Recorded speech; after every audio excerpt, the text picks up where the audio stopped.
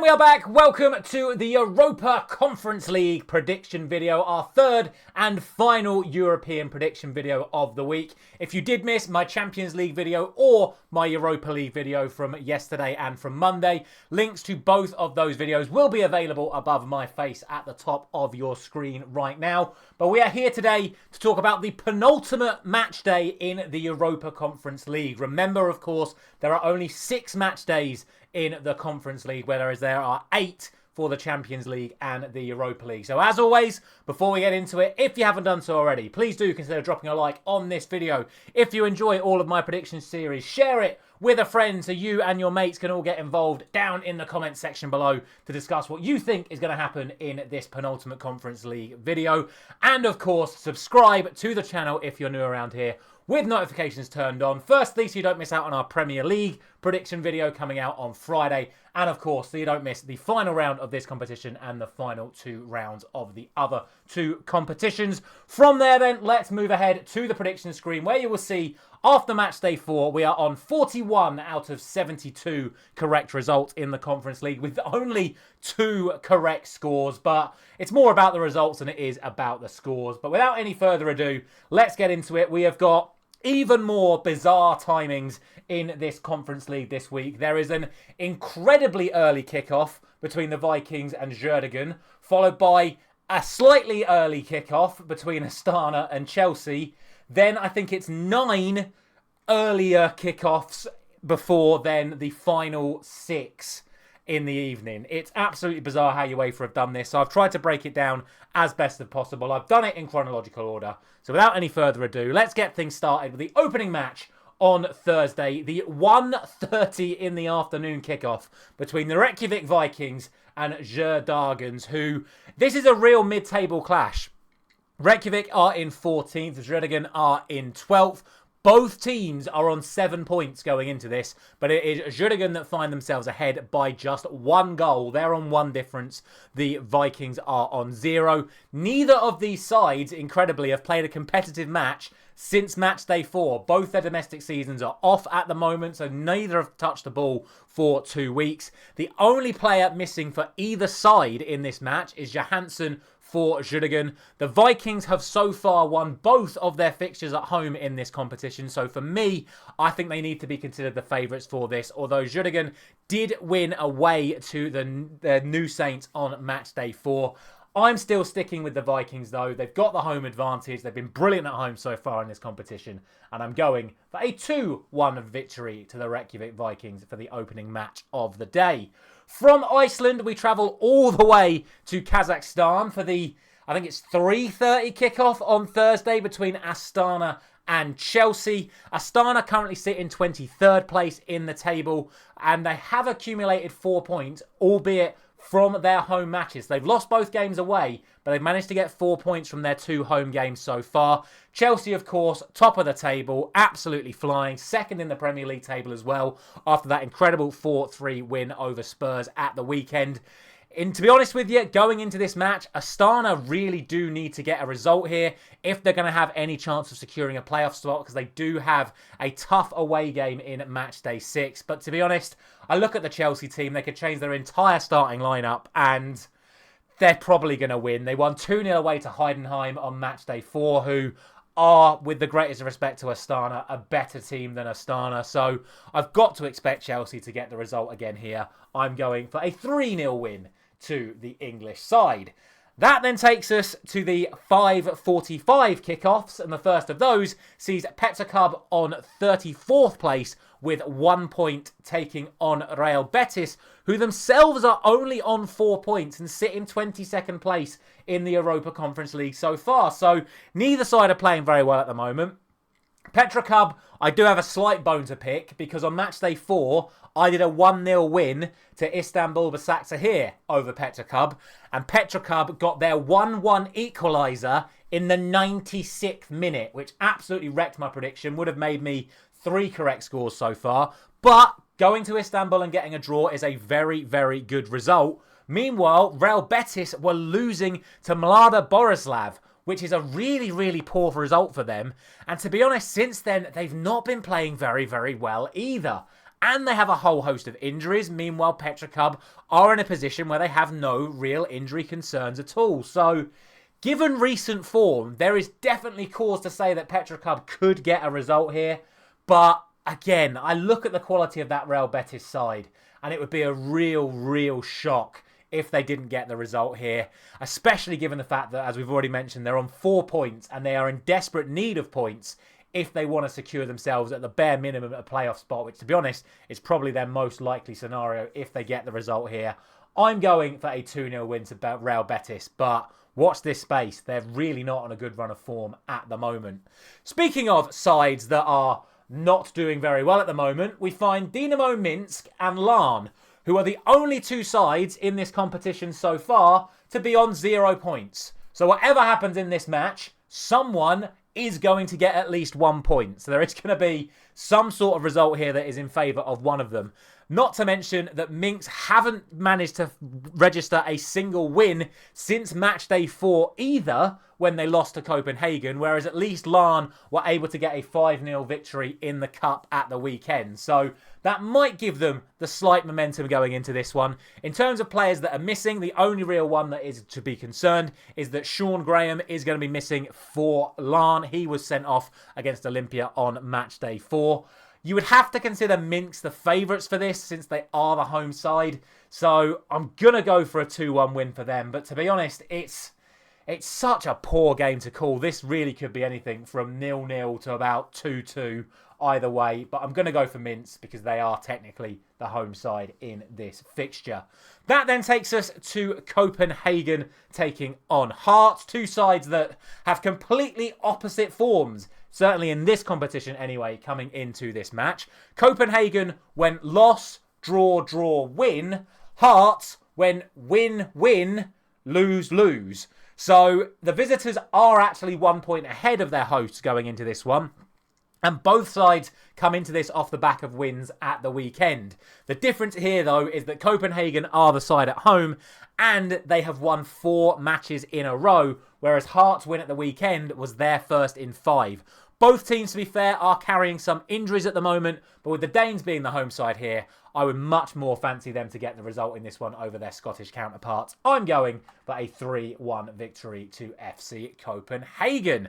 Now we have Noah of Armenia taking on APOEL Nicosia of Cyprus. Another interesting one to call here, to be sure. Noah haven't actually scored a goal in this competition since Matchday 1, and it is because of that they find themselves outside the playoffs on goal difference alone. They still have the same amount of points as the other sides in the playoff, but they are missing out on goal difference. That said, they did score 7 at the weekend back in Armenia. And then when you combine that with the fact that APOEL haven't won a single game since Matchday 4, where they were victorious over Molde, it could be a real opportunity for the Armenians to get a result here. Squad-wise, there are no real issues for Noah, and the big question for APOEL is, can their veteran striker El Arabi make it in time for kickoff? To be honest, I would still expect APOEL to get the result here, but I'm not confident enough to give it to them, given how poor they've been over the last couple of weekends. I'm going for a 1-1 draw, but again, APOEL should definitely be considered the favourites for this. I just have a little feeling Noah might just produce a result. That then takes us to 6th place Fiorentina taking on LASK of Austria. Obviously, the big talking point around Fiorentina over the last couple of weeks is, of course, this tragic incident involving Bova, their young Italian midfielder, who, under Serie A rules, now that he's been given a pacemaker for his genuine heart problem, is now ineligible to play in Serie A. That is something surely the rule makers have got to have a look at in Italy, because a young Italian's career could be over in his own country because he suffered a heart problem and now has to have a pacemaker just to keep him alive. So hopefully we get some good news regarding that at some point over the next couple of months as the young man tries to get himself back into some sort of football playing state. As for the match itself, technically Fiorentina are unbeaten in their last 5, if you want to go by the Rodri rule, as I like to call it, where they've not technically lost in normal time, but they did lose on penalties in the cup a couple of weeks ago, whereas LASK have lost all of their last 3 games in all competitions and starting to build up a big injury list as well. and have their goalkeeper suspended for this match as well. To be fair, given where they are in the table, this is a must-win game for LASK, but I just think with the injuries that they've got at the moment, with the form that Fiorentina are in, and given the fact that they are at home as well, trying to secure an automatic spot in the next round, I've got to go from Fiorentina. I'm going for a 3-1 victory to the Italian side. Speaking of must-win, we now have Helsinki taking on Molde. Both sides are currently outside of even the playoff spots at the moment. Both sides are on 3 points each. Both sides have lost their last 2 matches in all competitions, both doing so without registering a goal in either of those matches. To be fair, Helsinki haven't played since Matchday 4, where obviously they did lose. Molde have played 2 games since Matchday 4 and have lost both of those. So, given the fact that neither of these sides are scoring, you've got to expect a low-scoring affair here. To be fair, these sides did meet in the Champions League qualifying stages last year, and on both occasions the home side won, with Molde taking it by a 1 goal over the 2 legs on aggregate. I can only see this being an incredibly cagey affair. I think there's only going to be 1 goal in it, if at all. I think a 0-0 has a very high possibility as well. But given the fact that I just think on paper, Molde are the stronger side, I'm just going to give it to them. I'm going 1-0 to Molde. 2 games to go then on this page, and the first of those sees 39th place Istanbul taking on Heidenheim, who currently sit in 9th. However, Istanbul have bounced back very well after their late equaliser conceded to Petrocub on Matchday 4, winning their last 2 domestic games by an aggregate scoreline of 7-1, so a really good bounce back for them. Meanwhile, Heidenheim are on a shocking run at the moment, where they have lost all of their last 5 matches, conceding 18 goals in the process. Then you couple that with what is an ever-growing injury list for the German side, and you have to fancy that the Turkish side now are favourites going into this. To be fair, they do have both Bar and Özcan suspended for this, but I would expect there to be a lot of goals. Even in the Heidenheim defeats, they've been scoring as well as conceding those 18 goals. And obviously, as we've just spoken about, Istanbul with 7 in their last 2. For me, though, I can see it going either way, but I'm going for the home side, 3-2 to Istanbul, Basaksehir. That then leads us to Legia Warsaw taking on Lugano. Both of these sides currently occupy 2 automatic qualification spots. So brilliant performances from both of these sides so far. But it is the hosts that have really stood out. They currently sit 2nd in the table, only behind Chelsea on goal difference. They have won all 4 of their first 4 match days in this Europa Conference League. An incredible achievement for them. But Lugano, to be fair to them, are 3 wins and 1 defeat themselves. A win would guarantee automatic qualification for Legia. And given the fact that they're going to be away on match day 6, I would fancy that they're going to give it their absolute all to get the result here. They do have a few injury concerns. Manchester United Academy graduate Onyedeli is going to be missing for them, whereas Lugano are only going to be missing their forward Aliseda for this one. Although, as I've just mentioned, I do think that with Legia being the home side, with the knowledge that they're guaranteed automatic qualification with a victory here, I'm going to go for them. I would definitely consider them the favourites. I'm going for a 2-0 home win to Legia Warsaw. Final game then to discuss in terms of the early kickoffs on Thursday as we jump to the second page, and it is Olimpija Ljubljana taking on Cercle Brugge of Belgium. Now, Olimpija are yet another side that occupy one of the automatic qualification spots at the moment, but they face a Cercle side who are only 2 points behind them, but do have a poor run of form going into this, so much so that last week their manager did lose his job, but unfortunately we didn't see any new manager pomp from them at the weekend, as they can only muster a 0-0 draw at home. But they may see this as an opportunity to try and build some new trust with the new leadership in charge of the football club. However, I just have to look at how well Olimpija have been playing at the moment, and I do fancy them to get the result here. They could have as many as 5 first-team regulars out should Cercle going into this, whereas Olimpija are only going to be missing Adsenti for them in this match. It was a 1-0 victory for Olimpija on match day 4, and I'm backing the Slovenian side to get the exact same result here. I'm going for a 1-0 victory to Olimpija Ljubljana. That then leaves us with 7 more fixtures kicking off at 8 o'clock on Thursday evening. And we start off with a mid-table clash once again. It is KA Gent taking on Backa Topola, 18th taking on 21st. And both sides come into this in very, very topsy-turvy form indeed. It's mental if you look at the recent form of these sides. It's like literally win, lose, chuck a draw in, win, lose for both of them. They're both absolutely all over the place at the moment. Both teams are basically nearly full strength. So with the Belgian side being at home and with them being on paper the stronger side, I have to consider them to be the strong favourites for this one. A point for Backa Topola would be absolutely priceless for them as they look to get themselves a spot in the playoffs come 2 weeks' time. But I'm still going for the Belgians. I'm going for a 3-1 victory to Gent. From the middle, we then split ourselves to top and bottom as we find 30th place Mlada Borislav taking on 3rd place Jagiellonia Białystok. For the Polish side, they sit 2nd, which means that 2 Polish teams occupy 2nd and 3rd spot in this Europa Conference League after 4 match days. An incredible achievement from the Polish sides. To be fair, Mlada come into this off the back of 4 straight wins, which does include that incredible victory over Real Betis that we spoke about earlier on in this video.